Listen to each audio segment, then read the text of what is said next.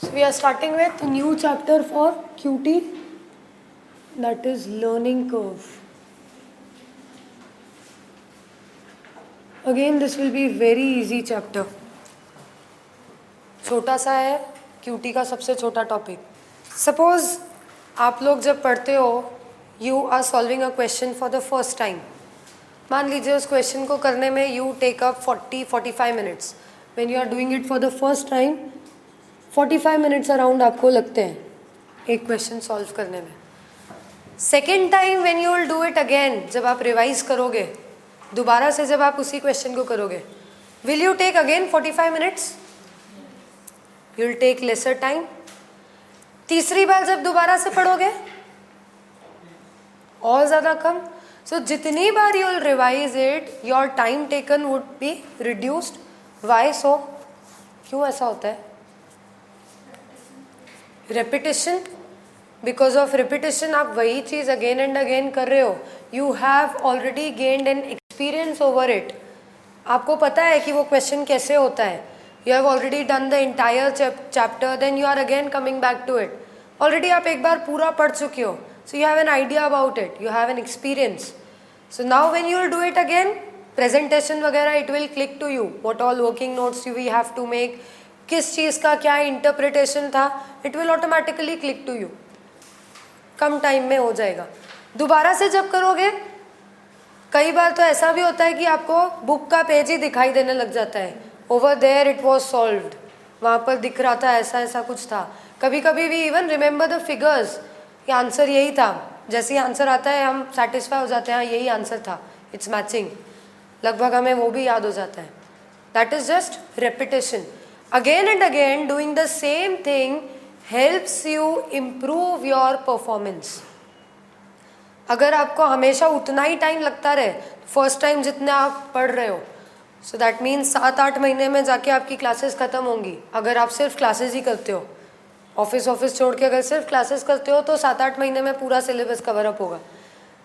3 revision करते करते तो आपको 3 साल तक सिर्फ यही पढ़ना पड़ेगा. तब जाके you will be eligible to give your exams. But ऐसा होता नहीं है. फर्स्ट रीडिंग का वी से लगभग 70% टाइम लगता है सेकेंड रीडिंग में. उसका और लगभग 50-60% टाइम लगता है. सेकेंड रीडिंग का 50% इन द थर्ड रीडिंग. और लास्ट रिविजन जो हम बिल्कुल एग्जाम के पहले करते हैं, हम 1 महीने में पूरे सब्जेक्ट्स कवर अप कर लेते हैं. सारे सब्जेक्ट्स 1-1.5 महीने में. ऑल दी 8 और 7 subjects we use to cover up. So that means gaining experience help us to improve our performance and to reduce our time taken. हमारा टाइम टेकन कम होता जाता है, हमारा परफॉर्मेंस पहले से ज़्यादा बेटर होता ही जाता है. ये क्लियर है? That is what we call it as a learning curve effect. इसी को हम कहते हैं learning curve effect. Learning curve effect का मतलब, whenever you are doing a repetitive thing, it has to be repetitive in nature, compulsory है. whenever you are doing a repetitive thing, एक बार किया, 2 बार किया, 3 बार किया, सेम चीज़ आप बार बार कर रहे हो, that in that case it helps the workers to gain an experience in that. अगर एक वर्कर से आप एक ही चीज़ अगेन एंड अगेन बनवाते जाओगे, उसको एक्सपीरियंस आ जाएगा. उसका टाइम टेकन अपने आप कम होता जाएगा उस प्रोडक्ट को बनाने के लिए. अगर हम आपसे पहली बार एसी बनवाएं, air conditioner, first time you are assembling it, definitely you are learning, तो आपका टाइम बहुत ज़्यादा लगेगा. सेकेंड टाइम जब बनाओगे उससे थोड़ा कम लगेगा, थर्ड टाइम जब बनाओगे उससे और कम लगेगा. बट अगर आपसे 2 बार एसी बनवाया, उसके बाद तीसरी बार में आपको टेलीविज़न दे दिया असेंबल करने के लिए, क्या अभी भी आपका टाइम रिड्यूस होगा? आपने पहले 2 बार एयर कंडीशनर असेंबल किया है, now you are given a television, इसको असेंबल करो, अभी भी उस एक्सपीरियंस का हेल्प होगा क्या? नहीं. Why? Because it's a different job which you are doing. So compulsion is कि there has to be repetitive work. Repetitive होगा तभी लर्निंग कर्व हो सकता है. If every time you are doing something new, अभी कॉस्टिंग पढ़ा है, FR पढ़ोगे तो क्या इसका बेनिफिट मिलेगा कि अभी पढ़ लिया तो अब एक्सपीरियंस आ गया है? Obviously no, they are 2 different things. लेकिन कॉस्टिंग ही दोबारा से पढ़ोगे तो definitely you will improve. Okay, so doing something of repetitive nature, only then learning curve effect is attracted, otherwise learning curve effect नहीं होता है. Secondly, क्या ऐसा हो सकता है कोई मशीन है जिससे एसी का असेंबलिंग हो रहा है, वो मशीन पहली बार जब असेंबली करती है 15 मिनट लेती है, क्या दूसरी बार असेंबली में उसका टाइम रिड्यूस होगा? Is machine learning? मशीन कभी भी एक्सपीरियंस से सीखती है? नहीं. जैसा प्रोसीजर फिक्स उसमें कर रखा है हमने, वो वैसा ही चलता रहेगा. पहली बार में अगर 15 मिनट लग रहे हैं तो आप 100, 500, 1000 यूनिट्स भी बनाओगे तो भी 15 मिनट ही लगेंगे. Machine will not learn anything. It's humans who are learning. So the second main important thing is learning curve is applicable only to humans. It's not applicable to machines. Machines के ऊपर, PCs, systems, इनके ऊपर हम learning curve को apply नहीं कर सकते. Okay? So this learning curve says whenever a worker is doing a repetitive job, जब भी कोई वर्कर अगेन एंड अगेन एक ही चीज़ करता है तो उसका धीरे धीरे परफॉर्मेंस इम्प्रूव होता है, जिसकी वजह से उसका टाइम टेकन कम होने लग जाता है. टाइम टेकन का कम होना एम्प्लॉयर के लिए इज़ गुड, क्योंकि उनका कॉस्ट कम होता है. जब लेबर आवर्स कम लगेंगे तो कॉस्टिंग भी कम ही होगी. Okay, so instead of hiring many different people doing one thing at a time then changing their jobs, again and again हम शिफ्टिंग करते रहे उनके जॉब्स के बीच में, उससे बेटर होगा कि आप किसी वर्कर को या हर एक वर्कर को अलग अलग जॉब्स असाइन कर दो and let them keep doing the same job repetitively. You will be able to save your cost. Okay, now we have two main things over here practically which will be important for our questions, that is learning curve ratio, which is given by average time taken to complete 2n units divided by average time taken to complete n unit. मान लो आपको दिया हुआ है worker का या आपका खुद का learning curve rate is, learning curve ratio या लर्निंग कर्व रेट इज 80%. ये 80% क्या बोलता है? पहला यूनिट अगर वर्कर ने 100 आवर्स में बनाया या 10 आवर्स में बनाया, पहला यूनिट बनाने में अगर उसको 10 आवर्स लगे तो दूसरा यूनिट जब वो बनाएगा तब ऑन एन एवरेज उसका टाइम हो जाएगा 8 hours. 80% of this 8 hours, but this is average time. On an average जब वो एक यूनिट बनाएगा उसको 10 घंटे लग रहे हैं, जब दूसरा यूनिट बना रहा है तो दूसरे यूनिट के लिए 8 आवर्स नहीं लग रहे हैं, एवरेज आउट होके उसके 8 आवर्स हो रहे हैं. जब 2 यूनिट बन गए उसके बाद का एवरेज टाइम टेकन हो गया 8 आवर्स. इसका मतलब क्या, 2 यूनिट जब बनाए तो उसका टोटल टाइम हो जाएगा 16 आवर्स 2 यूनिट्स बनाने का. उसमें से 10 घंटे में पहला यूनिट बना था तो दूसरा यूनिट तो 6 आवर्स में ही बन गया. करेक्ट.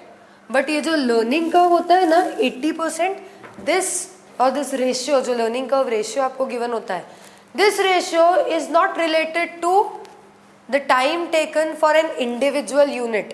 सेकेंड यूनिट बनाने में कितना टाइम लगेगा वो ये नहीं बताता है. सेकेंड यूनिट बनाओगे तो आपका एवरेज टाइम कितना हो जाएगा सेकेंड यूनिट बनाने के बाद. It's talking only about averages. Okay, individual second unit का टाइम आपको ऐसे निकालना पड़ेगा. फर्स्ट यूनिट में 10 आवर्स लगते हैं, रेशियो दिया हुआ है 80%. दैट मीन्स जब 2 यूनिट बना लेंगे तो एवरेज हो जाएगा हमारा टाइम 10 का 80%, that is 8 hours. That is average time. It's not the time taken to produce the second unit, it's the average time taken to produce both the units. Clear है? अब इसके बाद 2 यूनिट बनाए तो आपका एवरेज टाइम हो गया 8 hours. Now it's given आप 4 यूनिट्स बनाओ तो क्या, तो डबल होता जाता है ये. It's always in double. ये जो रेशियो का फॉर्मूला है ना, It is average time taken to produce 2n units divided by average time taken to produce n units. यहाँ पे जो आ रहा है उसका डबल इधर होता है हमेशा. अगर आप इधर 1 यूनिट का टाइम लिख रहे हो तो इधर 2 यूनिट का टाइम आएगा. इधर 2 का लिख रहे हो तो इधर 4 यूनिट्स का आएगा. It will always be in a multiple of 2. मतलब कि अगर आप क्वांटिटी को डबल कर देते हो तो आपका एवरेज टाइम टेकन कितना हो जाएगा. That is given by this ratio. When it's 80%, that means whenever you are doubling the quantity of production, आपका average time taken will be 80% of the original time taken. अभी अगर आपने 2 से 4 units पे कर दिया प्रोडक्शन, तो जब आप 2 डबल कर दिया ना, 2 यूनिट बना रहे तो एवरेज टाइम लग रहा था 8 आवर्स. तो जब 4 यूनिट्स बनाओगे एवरेज टाइम हो जाएगा 8 का 80%, दैट इज 6.4 आवर्स. आया समझ में? सो ऑलवेज रिमेंबर, ये फॉर्मूला सिर्फ तभी एप्लीकेबल होगा when we are talking about double quantities. जब भी हम डबल कर रहे हैं क्वांटिटीज को, only then will we able to apply this formula. अगर आपको 2 यूनिट के बारे में दिया और बोला है 3 यूनिट का फाइंड करो, ये फॉर्मूला एप्लीकेबल नहीं होगा. बिकॉज यहाँ पर इट्स 2n एंड n. जो डिनोमिनेटर में आएगा आपको जनरली ये फिगर दिया होगा, this will be given and this will be given. ये 2 चीजें आपको गिवन होंगी, ratio and this. n units को बनाने का time taken. You will have to find out this one. So always remember, जब ये 2n होगा ना, ट्वाइस होगा. अगर जो भी हमें क्वांटिटी दी है n में, जितने यूनिट्स का, अगर 1 का दिया है तो ये 2 ही हो सकता है. अगर ये 2 का दिया है तो ये 4 ही हो सकता है. 3 का दिया है तो ये 6 ही हो सकता है. This quantity should be only double. ऐसा नहीं कि आपको 1 यूनिट का दिया और आपसे 3 यूनिट बनाने का एवरेज टाइम पूछा जाए. अगर पूछा जाएगा तो ये वाला फॉर्मूला एप्लीकेबल नहीं होगा. हम आगे पढ़ेंगे क्या होगा. लेकिन ये हो सकता है कि आपको 1 यूनिट के बारे में टाइम या एनीथिंग इज गिवन 1 यूनिट. जैसे यहाँ पर मान लो आपको 1 यूनिट बनाने के लिए दिया हुआ है. पहला यूनिट जब आप बनाते हो तो इट्स टेकिंग 10 आवर्स, और आपसे पूछा गया है 8 यूनिट्स अगर आप बनाओगे, 8, इन दैट केस आपका एवरेज टाइम कितना हो जाएगा. You can calculate it from this formula only. Again and again you will have to use this formula. पहली बार लगाओगे तो आपको मिलेगा 1 से 2 यूनिट्स के लिए. फिर उसको इधर डिनोमिनेटर में ले लोगे तो आपको मिलेगा 4 यूनिट्स के लिए. Then keeping this one as base you will get for 8 units. आया समझ में? इसमें कोई डाउट? सो जब भी हमें मोस्टली ऐसा ही होगा कि आपको फर्स्ट यूनिट का दिया जाएगा. Mostly I am saying, it's not 100% की ऐसा ही होगा, बट इन 99% केसेस आपको 1 यूनिट का फर्स्ट यूनिट के बारे में वो डिटेल देंगे. फिर आपको पूछेंगे 8 यूनिट्स, 16 यूनिट्स, 4 यूनिट्स, उनके बारे में निकालना है. So you can simply apply this ratio. पहले यूनिट पे 10 आवर्स लग रहे हैं तो दूसरे यूनिट पे 10 का 80%, दैट इज 8 आवर्स लगेंगे. 4 यूनिट्स पे इसका और 80%, इट्स डबलिंग. ये डबल हो रहा है, इसलिए हम ये formula again and again apply कर पा रहे हैं. इसको हम इस साइड लेके जाएंगे तो average time taken to complete n units multiplied by learning curve ratio. This is what we are doing. ये रेशियो को हम मल्टीप्लाई कर रहे हैं to get average time taken to complete 2n units. तो 1 यूनिट को कंप्लीट करने में 10 घंटे लगे, 2 यूनिट को कंप्लीट करने में उसका 80% लगेगा ऑन एन एवरेज. फिर 2 यूनिट में 8 आवर्स लग रहे हैं तो 4 यूनिट्स में इसका और 80% लगेगा. देन 8 यूनिट्स में के लिए कितना लगेगा, इसमें जो आया उसका और 80%. Step wise we can. ये आया समझ में? सो पहली चीज जो आपको ध्यान में रखनी है, क्वेश्चन देख के you will have to identify is it actually in the multiples of 2 और नॉट. आपको जिस क्वांटिटी जो n दिया हुआ है आपको, और जिसके बारे में आपको फाइंड करना है टाइम टेकन, वो वाकई में 2 के मल्टीपल्स में आ रहा है या नहीं आ रहा है. अगर यहाँ पे मैं 6 यूनिट्स का पूछूं, आपको 1 यूनिट की डिटेल दी हुई है और 6 यूनिट्स का कैलकुलेट करना है, आप नहीं कर सकते. 1 से 2, 2 से 4, 4 से 8, 8 से 16, 32, 64 like that it will go. बीच का कोई भी नंबर अगर आया है ये फॉर्मूला अप्लाई नहीं हो सकता। यहाँ तक क्लियर है? Any doubts?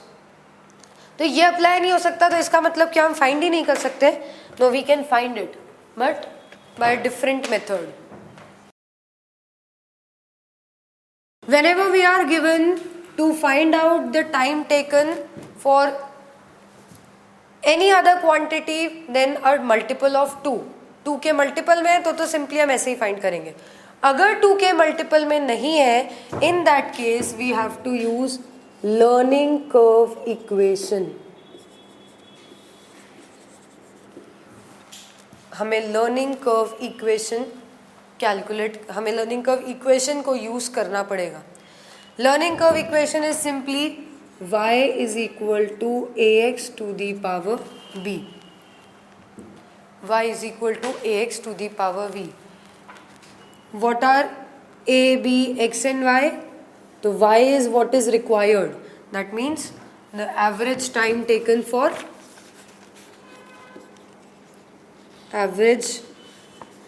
Taken for production of जितने भी यूनिट्स हमें क्वेश्चन में बोले हैं। 6 यूनिट्स का अगर हमें फाइंड करना है तो 6 यूनिट्स में कितना एवरेज टाइम लगता है, मतलब whatever we have to find out. हमने अभी क्या देखा, अगर 1 यूनिट के बारे में आपको डिटेल दिया है और 6 यूनिट्स का टाइम पूछा है तो हम इसके थ्रू नहीं निकाल सकते, तो हमें 6 यूनिट्स का टाइम इसके थ्रू निकालना है। So this will B y will be then average time taken to produce 6 units. Okay, जितने भी यूनिट्स का आपको प्रोडक्शन करना है that quantity is given by x, number of units to be produced. कितने यूनिट्स आप प्रोड्यूस करना चाहते हो that will be given by x। जैसे हमारे क्वेश्चन में 6 इज x और फिर y को हम बोलेंगे x यूनिट्स बनाने के लिए जो गिवन है, जो पूछा गया है एक्चुअली, उतने यूनिट्स बनाने के लिए हमें एवरेज कितना टाइम लग रहा है वो है y। या समझ में? Then what is a and b? तो a is average time taken for the first unit. पहला यूनिट बनाने में हमें कितना टाइम लग रहा है पहला यूनिट बनाने में। And b, so b will be the learning coefficient या improvement coefficient या progress coefficient, कुछ भी बोल सकते हो। learning coefficient, it's not learning ratio। जो 80% दिया था that was learning ratio, ये learning coefficient है। learning coefficient मतलब क्या? So it's log of learning ratio divided by log 2। हमें अब log कैलकुलेट करना सीखना पड़ेगा दोबारा। log टेबल्स देखना भूल चुके हैं हम, वापस से we have to learn it. कैसे हम log tables, anti log tables देखते हैं। Learning coefficient is given by log of learning ratio divided by log of 2। Generally ये आपको दिया ही जाएगा, लर्निंग कोएफिशिएंट या लर्निंग इंडेक्स या इम्प्रूवमेंट कोएफिशिएंट या प्रोग्रेस इंडेक्स, कुछ भी करके इसे बोला जा सकता है। ये जनरली आपको गिवन ही होता है मोस्टली। किस्मत बहुत ही ख़राब है तो ही ये कैलकुलेट करना पड़ेगा, अदरवाइज ये गिवन ही होगा। What is the learning coefficient? Okay, main calculation will be this one, learning curve equation को कैलकुलेट करना।